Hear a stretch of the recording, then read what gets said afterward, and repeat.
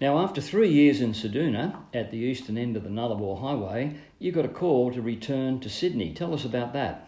Well, we were invited back to the parish of Carlingford to be the rector there. The Archbishop of Sydney encouraged us to come back, so we ultimately did. We didn't see ourselves as long-term with VCA, so we did that term.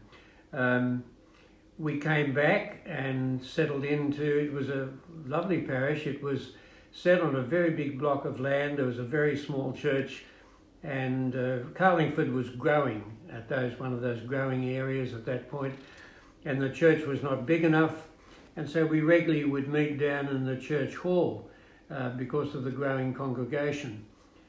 While we were there, I had an invitation to speak at a youth weekend in Coorparoo in Queensland. A minister from Sydney had gone up there as the assistant, and he invited me to come up, and we shared in a weekend ministering to the young people there. And as a consequence of that, later when the rector retired or moved on to another position, I was invited to come and lead the parish in Brisbane. The rector previously to me was also a BCA. The man before that was a very startling entrepreneur. He was the first person to run a Wells campaign, which was a fundraising program, and in Brisbane, and to launch it, they launched it in the Brisbane Town Hall, and he invited Winifred Atwood out to play the piano.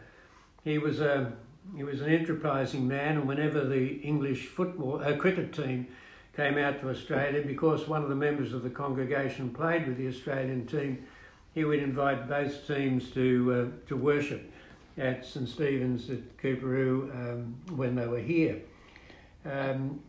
So that was an interesting period. He was followed by a man who'd been a leader in BCA, and then I followed him. Now, while you were in Brisbane, you began to pull together some ideas that would lead to having a great effect on Wollongong. Who did you employ as youth worker? And tell us about your association with a young man named Rod Irvine. Okay, well, while we were at Coorparoo, there was a young man who was very active in the life of the church and worked in the public service. I wanted someone to work with our youth, so I invited him to come and join us full-time. His name was Rod Story. He was a very enterprising and able man, and still is today. He really pushed the youth work along. He took himself off to the schools and made himself known to the children. He actually hired a shop in one of the shopping centres and turned it into a cafe, and the ladies from the church ran the cafe, and he would invite kids to come after school and had quite a remarkable ministry amongst them. He was very effective, and he went on to join the staff of Evangelism Explosion, which is a worldwide ministry, and he's one of the directors that movement even today, and has had a significant ministry and influence on people around the world. It's hard, the numbers are startling, but the numbers of people who've made a profession of faith in Christ through Evangelism Explosion, both adults and children, is actually phenomenal. And a lot of that work is due to the work of Rod Story.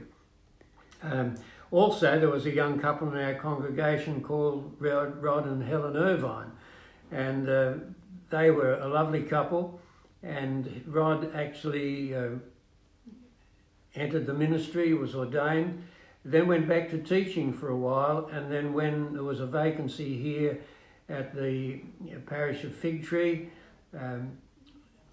Rod was invited, and Helen, and they came and they served in this ministry here in Wollongong, and had a very effective ministry. They're a lovely couple. When he retired, they went back to Brisbane. His wife was a professor at one of the Queensland universities. They're a great couple. They're now retired, and we see them from time to time. But it was a great time there, and those were some of the fine people who are associated with it. Now, Harry, you must have been doing something rather marvellous up there to draw the eye of the Anglican hierarchy in Wollongong. So what happened to bring you back? I don't know about doing anything wonderful, but I was encouraged to consider coming back to the parish of Wollongong. And that was a bit of a challenge. We'd only been 4 or 5 years at Coorparoo. God had blessed the work wonderfully. And it's probably the hardest decision that we have ever made. We prayed and struggled over it. But in the end, we trusted it was the guidance of God. We accepted the position to come down to St Michael's Wollongong. And we came and we ministered there. It was a significant change from a very big and busy church to something which was not so big and busy, but it was a great opportunity and we enjoyed our time there. Okay, and this is when Ken Short was Bishop of Wollongong, and was he was the one instrumental in bringing you down, was he? Yes, they used to say that Ken was like the leaning wall of pizza, he'd lean on you. But anyway, yes, he was the bishop here and he encouraged us to come to Wollongong and we did. We were there for about 3 years and I could see that the work that Ken had to do, he was also bishop to the forces, was just too much for one man. So in a conversation with him, I suggested that the Archbishop might appoint an archdeacon to the area for him, to assist him. And we also thought of another particular man in the diocese who was very able, that the Archbishop might be prepared to act as a sort of a ministry consultant who could spend time with the parishes and encourage them in their work. Now, the Archbishop of the day said Ken could have one person, not two, and he suggested that perhaps I ought to be that person. I thought about that for quite a while because it really wasn't a role that I'd necessarily considered, but in the end I took it up and I was there for a period of time, both as the Archdeacon for that Wollongong region and assisted Ken Short, and when Ken Short moved on, I was made the bishop there. Well, this would have been around about the time when I first met you, say around about 1975, and I was a teacher at Wollongong High School, and I was new at this being a Christian thing, but I was very impressed by the way you spoke at chapel. In fact, I was impressed with all the Goodhews. I taught your son Philip in my mathematics class. So tell us about the chapel that we used to have it each morning at Wollongong High School. Well, I used to get a lot of coaching from that. The kids had to suffer the fact that their father was up the front speaking, so I was told what not to do and what to do and what have you. But it was a great experience there. There were some very fine kids in that group. The headmaster of the day was very sympathetic and helpful. I got to know him quite well. So I enjoyed those times. It was a short 10-minute address, if I remember, at a gathering where most of the school was in the auditorium. If you didn't hold their attention, it could be a bit difficult, but I enjoyed that very much. There were some characters. I remember one particular minister, we used to call him the Lifesaver Guy. Do you remember him? No, tell me about him. Oh, well, I can't remember his name, but he used to carry around a packet of lifesavers in his pocket. Right, okay. And, Jesus being the lifesaver. Well, there you are. And he would start the conversation with, would you like a lifesaver? That's not bad. You remember that, so it must have been effective. Yes.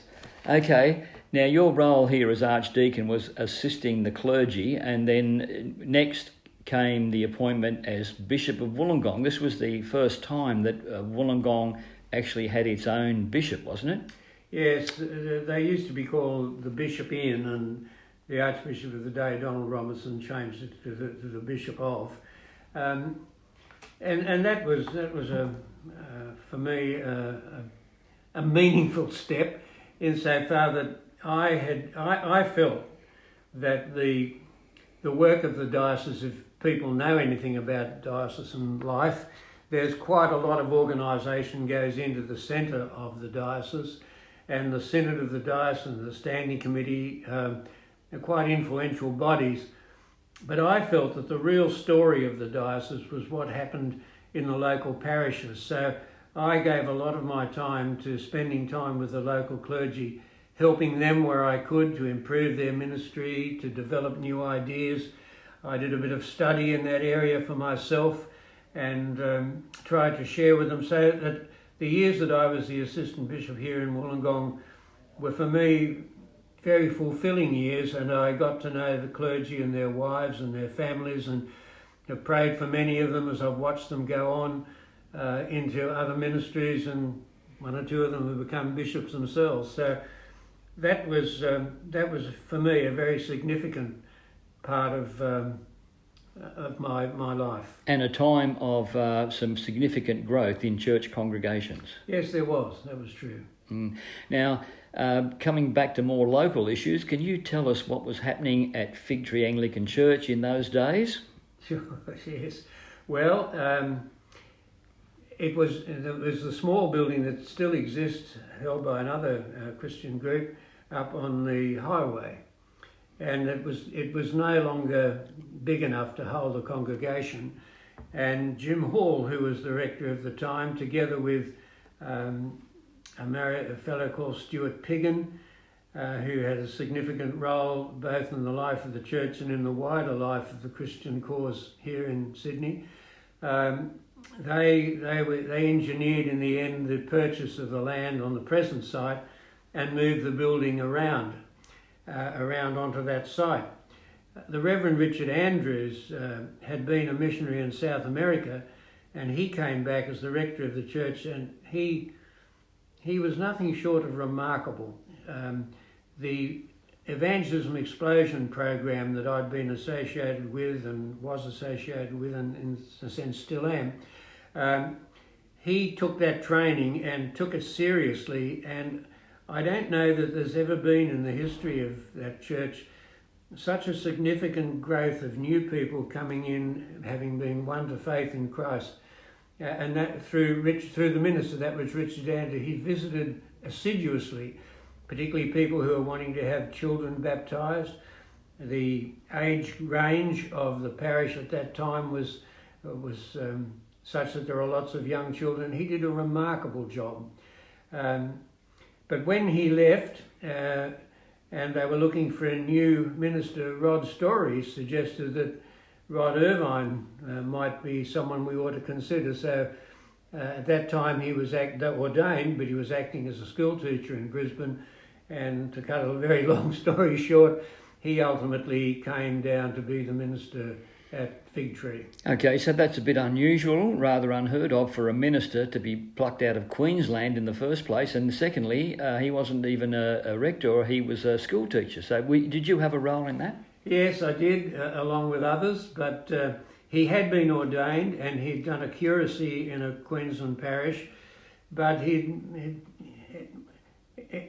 didn't feel it was fulfilling, and he then went back to teaching school at one of the leading schools in girls' schools in Brisbane.